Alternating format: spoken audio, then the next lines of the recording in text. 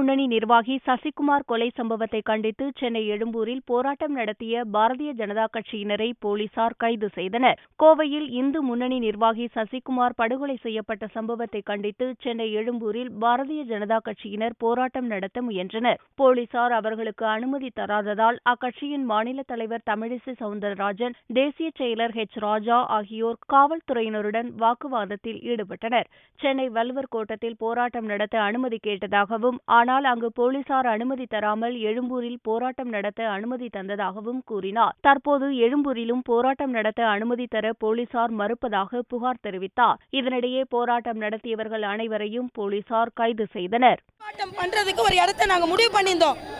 அந்த இடத்துல பர்மிஷன் கிடையாது. இந்த இடத்துக்கு வாங்கன்னு சொன்னாங்க. சட்டத்தை மதிச்சு இந்த இடத்துக்கு நாங்க வந்திருக்கோம். இந்த இடத்துக்கு வந்தா இங்க மைக் வைக்க அனுமதி கிடையாது, ஆர்ப்பாட்டம் பண்றதுக்கு அனுமதி கிடையாது. அப்ப ஏன் இது அனுமதிக்கப்பட்ட இடம் நீங்க கூப்பிட்டீங்க நான் கேட்கிறேன். இல்ல இங்க வந்தாலும் அரெஸ்ட் பண்ணுவோம்னா நாங்க அந்த இடத்துல ஆர்ப்பாட்டம் பண்ணிருப்போம்ல.